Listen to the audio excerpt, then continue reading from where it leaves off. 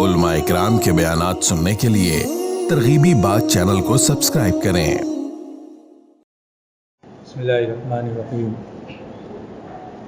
الحمدللہ رب العالمین والصلاة والسلام علی سید الانبیاء والمرسلین وعلی آلہ واصحابہ اجمعین، اما بعد، فقد قال اللہ تبارک و تعالی فی القرآن المجید: اعوذ باللہ من الشیطان الرجیم، بسم اللہ الرحمن الرحیم۔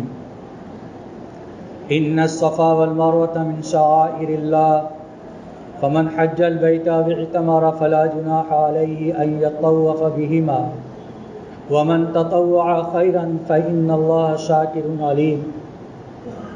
صدق اللہ العلی العظیم۔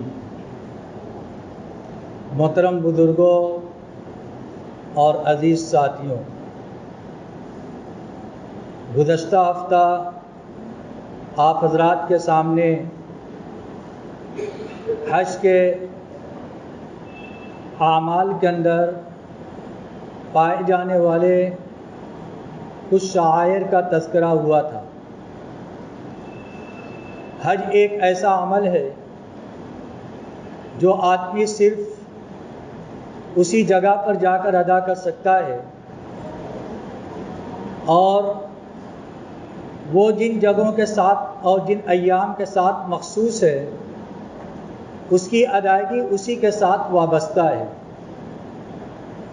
اگر آدمی اپنے مقام پر رہتے ہوئے اس عمل کو کرنا چاہے تو ہو نہیں سکتا، اگر اسی جگہ جائے لیکن وہ حج کے ایام نہ ہوں تب بھی وہ عمل ہو نہیں سکتا۔ لہذا مخصوص دنوں کے اندر مخصوص جگہوں کے اوپر اعمال کیے جانے کا نام حج ہوتا ہے۔ اس میں سے کچھ چیزوں کا تذکرہ پہلے ہوا ہے۔ اسی طریقے سے اس میں سے ایک بہت خاص چیز ہے، وہ ہے جس کا تعلق آدمی کی عقیدت اور ایک مسلمان والا اس کو عقیدت اور عظمت کی نگاہ سے دیکھتا ہے، وہ ہے ماء زمزم، یعنی زمزم کا پانی۔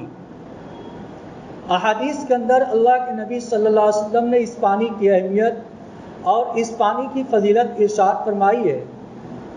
چنانچہ حدیث کے اندر آتا ہے کہ اللہ کے نبی صلی اللہ علیہ وسلم نے حجۃ الوداع کے موقع پر ماء زمزم طلب کیا، آپ نے زمزم کا پانی پیا اور مانگا اور پیا، پھر اس کے بعد پانی پی کر خوب سیراب ہوئے تو آپ علیہ الصلوۃ والسلام نے ارشاد فرمایا کہ زمزم کے سلسلے میں منافقین اور ایمان والے کے عمل کے اندر تھوڑا فرق ہے۔ جو منافق ہوتا ہے وہ زمزم کا پانی تھوڑا پیتا ہے، اور جو مومن ہوتا ہے وہ سیراب ہو کر پیتا ہے۔ چنانچہ حدیث کے اندر آتا ہے کہ زمزم کا پانی جس مقصد کے لیے پیا جاتا ہے، اللہ تعالیٰ اس شخص کو اس مقصد کے اندر تکمیل عطا فرماتے ہیں اور اس کی وہ حاجت اور وہ ضرورت پوری ہوتی ہے۔ کتابوں کے اندر لکھا ہوا ہے کہ ابن عیینہ رحمۃ اللہ علیہ کے پاس ایک شخص آیا اور اس نے کہا کہ مجھے یہ حدیث پہنچی ہے کہ زمزم کا پانی جس مقصد کے لیے پیا جائے وہ شخص اس مقصد کے اندر کامیاب اور بامراد ہوتا ہے، کیا یہ حدیث صحیح ہے؟ ابن عیینہ رحمۃ اللہ علیہ بڑے مشہور محدث تھے، انہوں نے فرمایا کہ ہاں یہ حدیث صحیح ہے۔ تو آنے والے شخص نے کہا کہ میں نے زمزم کا پانی پیا ہے اور اس مقصد سے پیا ہے کہ آپ مجھے 200 حدیث پڑھ کر سنائیں گے۔ ابن عیینہ رحمۃ اللہ علیہ نے کہا چلو سنو، چنانچہ انہوں نے اس کے سامنے 200 روایتیں پیش فرمائی۔ اسی طریقے سے مختلف طرح کے واقعات احادیث کے اندر بھی اور کتابوں کے اندر بھی ملتے ہیں کہ زمزم کے پانی کی اہمیت اور فضیلت ہے۔ حضور اکرم صلی اللہ علیہ وسلم کے زمانے کا عمل یہ ملتا ہے کہ آپ جب حج کر کے واپس جا رہے تھے تو آپ نے زمزم کا پانی اپنے ساتھ تبرک کے طور پر رکھا تھا، اور مدینہ کے اندر جب کوئی بیمار ہوتا تو اس بیمار کو بطور دوا کے زمزم کا پانی استعمال کیا جاتا تھا۔ حضرت حسن اور حسین رضی اللہ تعالیٰ عنہ کی جب تحنیک ہوئی تھی تو اس وقت اللہ کے نبی صلی اللہ علیہ وسلم نے زمزم کے پانی کا استعمال فرمایا تھا۔ اس پانی کی بڑی اہمیت اور بڑی فضیلت ہے اور مسلمان اس کو عقیدت کی نگاہ سے دیکھتے ہیں۔ چنانچہ جو حجاج جاتے ہیں، جو وہاں پر لوگ ہوتے ہیں، ان کے لیے بڑی خوش نصیبی اور سعادت کی بات ہوگی کہ وہ وہاں پر جانے کے بعد خوب سیراب ہو کر پئیں اور پیٹ بھر کر پئیں۔ اللہ کے نبی صلی اللہ علیہ وسلم کے اعمال کے اندر آتا ہے کہ آپ جب عمل سے فارغ ہو گئے تو آپ نے زمزم کا پانی بھی پیا اور اس کے کچھ چھینٹے اپنے چہرے کے اوپر بھی ڈالے، اپنے سر کے اوپر بھی ڈالے۔ چنانچہ اس کی وجہ سے آدمی کی وہ تکان جو اعمال کے ذریعے سے ہوتی ہے، اللہ رب العزت اس کے ذریعے سے پوری فرماتے ہیں۔ حضرت عمر رضی اللہ تعالیٰ عنہ کے بارے میں کتاب کے اندر آتا ہے، انہوں نے زمزم کا پانی پیا اور اسی حدیث کی بنیاد پر کہ جب آدمی زمزم کا پانی پیتا ہے، جس مقصد کے لیے پیتا ہے اس مقصد کے اندر کامیاب ہوتا ہے، انہوں نے فرمایا یا اللہ میں نے زمزم کا پانی آج اس لیے پیا ہے تاکہ حشر کے میدان میں ہمیں پانی پینے کی ضرورت نہ پڑے، وہاں پر پیاس نہ لگے، میں نے اس نیت سے یہاں پر زمزم کے پانی کا استعمال فرمایا۔ لہذا اس کی اہمیت ہے، اس کی عظمت ہے اور ایمان والے کا اس کے ساتھ ایمانی تعلق اور جذباتی تعلق اس پانی کے ساتھ وابستہ ہوتا ہے، اور جس مقصد کے لیے اس کو آدمی استعمال کرتا ہے وہ مقصد کے اندر کامیاب ہوتا ہے۔ چنانچہ جب حاجی یا عمرہ کرنے والا جب اس عمل سے فارغ ہوتا ہے تو عمل سے فارغ ہونے کے بعد مقام ابراہیم کے آس پاس یا اس کے مواجہات میں کہیں بھی جب 2 رکعت واجب الطواف ادا کرتا ہے تو اس کے بعد زمزم کا پانی پیتا ہے تاکہ اس کے ذریعے سے اس کے اندر تازگی اعمال کے اندر پیدا ہو۔ چنانچہ آدمی پیتا ہے اور پینے کے بعد پھر سے تازہ ہو جاتا ہے اور اس وقت عمل کو از نو شروع کر دیتا ہے۔ اسی طریقے سے قرآن پاک کے اندر ارشاد فرمایا گیا ان الصفا والمروہ من شعائر اللہ، بے شک صفا اور مروہ یہ اللہ کے شعائر میں سے ہے۔ فمن حج البیت او اعتمر، جو شخص حج کرے یا عمرہ کرے، فلا جناح علیہ ان یطوف بہما، تو اس کے اوپر کوئی حرج نہیں ہے کہ وہ ان دونوں کے درمیان طواف کرے، یعنی ان کے درمیان دوڑے۔ یہ صفا اور مروہ یہ اللہ کے شعائر ہیں۔ یہ یاد رکھیں کہ حج کے اعمال میں زیادہ تر اعمال کا تعلق وہ ہے جو حضرت ابراہیم علیہ السلام اور ان کے گھرانے سے وابستہ ہے۔ ان کی قربانیوں کو اللہ رب العزت نے قبولیت عطا فرمائی تھی اور اللہ رب العزت نے ان سے وعدہ فرمایا تھا۔ چنانچہ اسی بنیاد پر یہ صفا اور مروہ یہ جو 2 پہاڑی ہیں، اس کے پیچھے کیا واقعہ ہے؟ قرآن پاک کے اندر اور احادیث کے اندر حضرت ابراہیم علیہ السلام کا واقعہ جگہ جگہ موجود ہے۔ آپ حضرات نے بھی بار بار واقعہ کو سنا ہوگا، لیکن جب کوئی آدمی عمل کرتا ہے اور عمل کرتے وقت اس واقعہ کا استحضار ہوتا ہے تو اس کی بنیاد پر اس عمل کے اندر جان پیدا ہو جاتی ہے، اور اس عمل کو کرتے وقت جو لذت اور جو سرور ملتا ہے وہ بغیر اس واقعے کو یاد کیے ہوئے یا استحضار کے بغیر وہ سرور نہیں مل سکتا۔ حضرت ابراہیم علیہ السلام کو جب ہجرت کا حکم ہوا اور انہوں نے اپنے ملک کو چھوڑ کر شام کی جانب ہجرت فرمائی، پھر اس کے بعد حضرت ابراہیم علیہ السلام نے اللہ کے حکم سے اپنی بیوی اور اپنے شیرخوار بچے کو بے آب و گیا وادی کے اندر چھوڑ دیا، اور اس وقت حضرت ابراہیم علیہ السلام نے مکہ جیسی بے آب و گیا وادی، یعنی وہاں پر نہ انسان کا پتہ تھا، نہ کوئی سامان تھا، نہ کھانے پینے کی کوئی چیز تھی، ایسی جگہ پر حضرت ابراہیم علیہ السلام نے اپنے بیٹے حضرت اسماعیل کو جو دودھ پیتے بچے تھے اور اپنی بیوی حضرت ہاجرہ کو اس جگہ پر جب چھوڑا ہے تو چھوڑنے کے بعد وہاں سے چلے گئے۔ اب جانے کے بعد ان کے پاس جو کھانے پینے کی چیز تھی وہ کچھ دن چلنے کے بعد جب ختم ہو گئی تو حضرت ابراہیم علیہ السلام کے جانے کے بعد حضرت اسماعیل اور حضرت ہاجرہ وہ اس جگہ پر موجود تھیں، اور حضرت ہاجرہ کو اپنے بیٹے کی پیاس ستا رہی تھی۔ چنانچہ دو پہاڑی تھی، ایک صفا اور دوسری مروہ، یہ دونوں اونچی جگہ تھی، ان کے درمیان نشیب تھا یعنی نیچی جگہ تھی۔ وہ اسی زمین کی جگہ پر موجود تھی اپنے بیٹے کو لے کر۔ جب حضرت ہاجرہ اپنے بیٹے کے لیے پانی کی تلاش میں صفا پہاڑی پر آتی اور پانی کو تلاش کرتی، کہیں کچھ نہیں ملا، تو پھر اس کے بعد جب بیٹا نگاہ سے اوجھل ہو گیا تو حضرت ہاجرہ نے اس راستے کے درمیان دوڑ لگائی ہے۔ پھر اس کے بعد جب مروہ کی جانب گئی اور وہاں پر بھی پانی نہیں ملا، تلاش کرتے ہوئے پھر بیٹا جب نظر سے اوجھل ہو گیا تو آتے ہوئے جب بیٹا نظر نہیں آیا تو وہ تیز دوڑی ہے۔ اس کو کہتے ہیں صفا اور مروہ کے درمیان دوڑنا۔ حاجی جب دوڑتا ہے اس کے درمیان تو وہ اس یادگار کو تازہ کرتا ہے اور اس واقعہ کو ذہن کے اندر رکھ کر صفا اور مروہ کے درمیان 7 چکر دوڑنا یہ حاجی کے عمل کے اندر واجب قرار دیا گیا ہے، بغیر اس کے طواف کا عمل مکمل نہیں ہوتا۔ طواف بیت اللہ کے 7 چکر اس کا نام ہے، اسی کے ساتھ ساتھ صفا اور مروہ کے درمیان سعی بھی کرنا پڑتا ہے، تب جا کر طواف مکمل ہوتا ہے۔ ایک طواف کی تکمیل کے لیے 7 چکر بیت اللہ کا لگانا ہے اور 7 مرتبہ صفا اور مروہ کے درمیان سعی کرنا ہے، اور یہ عمل اسی حضرت ابراہیم علیہ السلام کی بیوی اور بیٹے کے عمل کی یادگار کے اندر ہے۔ چنانچہ حدیث کے اندر آتا ہے جب حضرت ہاجرہ بار بار دوڑتی رہیں اور حضرت اسماعیل علیہ السلام کی پیاس کی شدت کی وجہ سے وہ پریشان تھے تو انہوں نے اپنے ایڑی کو رگڑا۔ جس جگہ ایڑی کو رگڑا اس جگہ پر اللہ رب العزت کی قدرت دیکھیے کہ اس جگہ سے پانی جاری ہو گیا، اس جگہ سے چشمہ جاری ہو گیا، اور اتنا چشمہ جاری ہو گیا، پانی جاری ہو گیا کہ اس کا روکنا ان کے لیے دشوار ہو گیا۔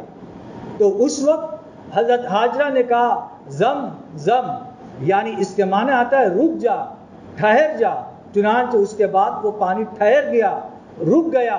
چنانچہ وہ پانی حضرت اسماعیل علیہ السلام کے ایڑی کے رگڑنے کی وجہ سے، اللہ کی قدرت کی وجہ سے جاری ہوا تھا، جو زمزم کا پانی کہلاتا ہے، اور اس کی اہمیت اور اس کی عظمت احادیث کے اندر ہے، اور جس کو ابھی آپ نے سنا کہ جس مقصد کے لیے آدمی پیتا ہے اس مقصد کے لیے آدمی کامیاب ہوتا ہے۔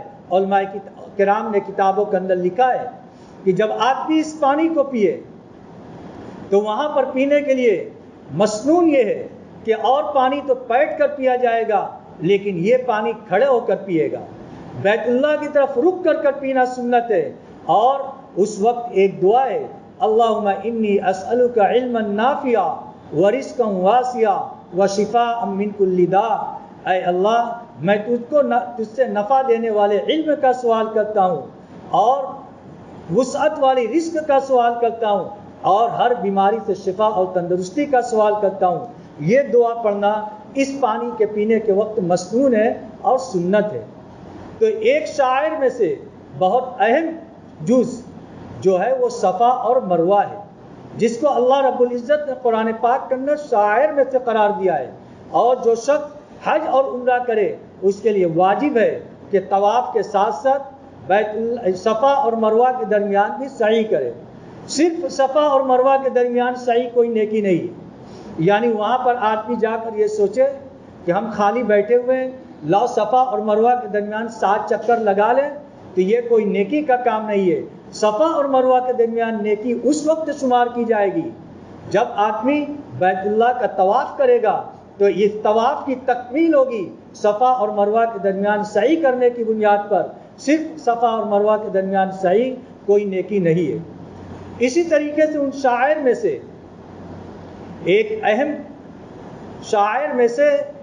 اہم شعار ہے جس کو کہتے ہیں یہ شیطان کو कंकरी मारने के लिए जब आदमी पहुंचता है, जिसको रमी जमार कहते हैं, ये हज के अंदर इंतहाई अहम अमल है। जब हाजी लब्बैक कहता है, उसका हज का अमल शुरू हो जाता है। और जब कंकरी मारने की इफ्तिताह करता है, उसका तलबिया उस वक्त ख़त्म हो जाता है जो लब्बैक अल्लाहुम्मा लब्बैक लब्बैक ला शरीका लक लब्बैक पढ़ रहा था। जब आदमी हाजी पहली मर्तबा कंकरी के लिए हाथ में पत्थर उठाता है, कंकरी उठाता है, उस वक्त उसका तलबिया ख़त्म हो जाता है। ये अमल इंतहाई अहम अमल है। हज के अंदर ये वाजिब है। अगर आदमी इसको छोड़ देगा तो उसके ऊपर दम वाजिब होगा। इस बुनियाद पर ये इंतहाई अहम अमल है। जब आज हाजी हज के अंदर शैतान को कंकरी मारता है, जो मिना के अंदर मौजूद है, हदीस के अंदर आता है कि 7 कंकरी मारता है, तो हर कंकरी के मारने के ऊपर उसके ऐसे बड़े गुनाह जो उसको हलाक करने वाले होते हैं, वो इस कंकरी मारने की बुनियाद पर ख़त्म हो जाते हैं। अल्लाह रब्बुल इज़्ज़त उस गुनाह को मिटा देता है। 7 मुबिक़ात यानी हलाक कर देने वाले गुनाह जिसकी बुनियाद पर आदमी तबाह हो जाएगा, वो ऐसे गुनाह 7 कंकरी मारने की बुनियाद पर ख़त्म हो जाते हैं। अल्लाह रब्बुल इज़्ज़त उसके नामे आमाल से मिटा देते हैं। इसके पीछे भी एक वाक़या है, उसका ताल्लुक़ भी हज़रत इब्राहीम अलैहिस्सलातु वस्सलाम और हज़रत इस्माइल अलैहिस्सलातु वस्सलाम से। आपने देखा होगा वीडियोस के अंदर कि आदमी जब वहाँ पर जाता है तो बहुत से लोग बहुत जोशीले होते हैं, बहुत बड़ी बड़ी चीज़ वहाँ पर फेंक कर मारते हैं। हालांकि ऐसा नहीं है। हज़रत इब्राहीम अलैहिस्सलातु वस्सलाम जब हज़रत इस्माइल अलैहिस्सलातु वस्सलाम को अल्लाह के हुक्म से ज़बह करने के लिए लेकर जा रहे थे, तो रास्ते के अंदर शैतान नज़र आया। उसने हज़रत इब्राहीम अलैहिस्सलातु वस्सलाम को बहकाने की कोशिश की। हज़रत इब्राहीम अलैहिस्सलातु वस्सलाम ने उसको 7 कंकरी मारी, जिसकी बुनियाद पर वो शैतान गायब हो गया। हज़रत इब्राहीम अलैहिस्सलातु वस्सलाम ने उसको कंकरी मारी, वो शैतान गायब हो गया, वहीं पर धंस गया। फिर उसके बाद हज़रत इब्राहीम अलैहिस्सलातु वस्सलाम और आगे बढ़े, फिर शैतान नज़र आया। फिर हज़रत इब्राहीम अलैहिस्सलातु वस्सलाम ने उसको 7 कंकरी मारी, फिर शैतान ज़मीन के अंदर धंस गया। फिर हज़रत इब्राहीम अलैहिस्सलातु वस्सलाम आगे बढ़े, फिर शैतान नज़र आया। फिर हज़रत इब्राहीम अलैहिस्सलातु वस्सलाम ने उसको 7 कंकरी मारी और वो बहकाने की कोशिश करता रहा। क्या कोई बाप अपने बेटे को ज़बह भी करता है? हज़रत इब्राहीम अलैहिस्सलातु वस्सलाम समझ गए कि ये शैतान है। हज़रत इब्राहीम अलैहिस्सलातु वस्सलाम ने 7 कंकरी उसको मारी। चुनांचे आज भी हाजियों के लिए ये अमल मसनून है कि जब वो हज के लिए जाएं तो 7 कंकरी शैतान को मारे और हर कंकरी को मारते वक्त बिस्मिल्लाह अल्लाहु अकबर रजमन लिशैतान व रिज़न लिर्रहमान, अल्लाह के नाम से शुरू करें और शैतान ज़लील ख़ार हो और अल्लाह की रज़ा के लिए इस अमल को कर रहे हैं। ये दुआ पढ़ना मसनून होता है। अगर आदमी को याद होता है तो इतना पढ़े, वरना सिर्फ बिस्मिल्लाह अल्लाहु अकबर कहकर वो 7 कंकरी आदमी उस जगह पर पहुंचा देता है जहां पर वो कंकरी पहुंचती है। ये रमी जमार का अमल होता है जो इंतहाई अहम अमल है। और मिना के अंदर ये 3 सुतून बने हुए हैं, बड़े बड़े सुतून जो निशानी और अलामत के तौर पर हैं। असल ये नहीं है बल्कि ये निशानी के तौर पर है। चुनांचे ये अमल हाजियों के लिए वाजिब है और हज के शायर में से एक इंतहाई अहम अमल है। इसी तरीके से 2 इंतहाई अहम अमल जो हज के अंदर है वो अरफा और मुज़दलिफ़ा है। अरफा जो हज का नाम ही है, हदीस के अंदर आता है कि हज वकूफ़ अरफा ही होता है। चुनांचे अगर कोई आदमी वकूफ़ अरफा ना करे तो उसका हज नहीं होगा। इसी बुनियाद पर अगर कोई हज के लिए जाता है और वो हॉस्पिटल के अंदर एडमिट होता है, इंतहाई तशवीशनाक बीमारी के अंदर मुब्तला होता है, लेकिन वहाँ की हुकूमत भी उसको उन दिनों के अंदर अरफात के मैदान से गुजार देती है ताकि इसका हज हो जाए, क्योंकि हज वकूफ़ अरफा ही का नाम है। वहाँ पर पूरी दुनिया के हुज्जाज उस जगह पर जमा होते हैं। अल्लाह रब्बुल इज़्ज़त की रहमत इंतहाई बंदों से करीब होती है। अल्लाह रब्बुल इज़्ज़त आसमान पर इंतहाई करीब उतर आता है, आसमान दुनिया पर उतर आता है और दुनिया से इंतहाई करीब होता है। उस वक्त अल्लाह रब्बुल इज़्ज़त फरिश्तों के हुजूर अर्ज़ करते हैं, دیکھو یہ میرے بندے پراگندہ بال دور دور سے اس حال کے اندر آئے ہوئے ہیں کہ ان کے بالوں کے اوپر گرد و غبار پڑے ہوئے ہیں اور یہ اپنے گناہوں کی معافی چاہتے ہیں. اگر یہ لوگ کسی کریم کے دربار کے اوپر جائیں تو بتلاؤ کیا وہ کریم ان کو معاف کر دے گا؟ فرشتے عرض کرتے ہیں کہ بے شک. اللہ رب العزت عرض کرتا ہے کہ آج میں نے ان سارے لوگوں کے گناہوں کو معاف کر دیا. اور اس حال کے اندر وہ لوگ ہوتے ہیں کہ اللہ رب العزت ان کے سارے گناہوں کو معاف کر دیتا ہے. حدیث کے اندر آتا ہے کہ میدان عرفات کے اندر، اب سوچئے کہ عرفہ کا میدان ہے، حاجی وقوف عرفہ کر رہا ہے جو حج کا رکن اعظم ہے، بغیر اس کے انسان کا عمل ہی نہیں ہوگا. یہی وہ میدان ہے جس کی بڑی فضیلت آتی ہے، اور وہاں پر چٹیل میدان ہے. سارے انسان وہاں پر ایک جگہ ایک حال کے اندر نظر آتے ہیں، صرف دو چادر کے اندر. نہ کوئی امیر ہوتا ہے، نہ کوئی غریب ہوتا ہے، نہ کوئی عالم ہوتا ہے، نہ کوئی جاہل ہوتا ہے. دیکھنے میں سب یکساں ہوتے ہیں، سب اللہ کے بندے ہوتے ہیں، سب اللہ کے سوالی ہوتے ہیں. وہاں پر کوئی کسی کے سامنے سوال نہیں کرتا، سب اللہ کے سامنے ہاتھ پھیلائے ہوئے ہوتے ہیں. اللہ رب العزت سب کے گناہوں کو معاف فرماتا ہے. اس وقت عرفات کے میدان میں اگر کوئی شخص یہ سوچے کہ معلوم نہیں میری مغفرت ہوئی یا نہیں، یہ دل کے اندر خیال آئے کہ پتہ نہیں میرے گناہ معاف ہوئے یا نہیں، کتابوں کے اندر ذکر کیا جاتا ہے کہ ایسا آدمی فاسق ہے، ایسا آدمی گنہگار ہے. اس کو یہ یقین ہونا چاہیے کہ آج کے اس دن اللہ رب العزت ہمارے گناہوں کو معاف فرما دیں گے، اور یقینی طور سے گناہوں کو معاف کریں گے. یہی وہ جگہ ہے جہاں پر اللہ کے نبی صلی اللہ علیہ وسلم نے دھوپ کے اندر کھڑے ہو کر آپ نے زوال کے بعد سے وقوف عرفہ شروع کیا تھا اور غروب تک چلا تھا. جو لمبا وقت ہے آپ نے امت کے لیے رو رو کر دعائیں کی تھی. اللہ رب العزت نے آپ کی ساری دعائیں قبول فرمائی تھی. چنانچہ یہاں پر اس عمل کو کرنا وقوف عرفہ، اس کا تعلق یہ مقام عرفہ یہ شاعر میں سے آتا ہے، اور حج کا رکن اعظم ہے جو اسی جگہ پایا جاتا ہے، اور بغیر اس کے آدمی کا حج کا عمل مکمل نہیں ہوتا.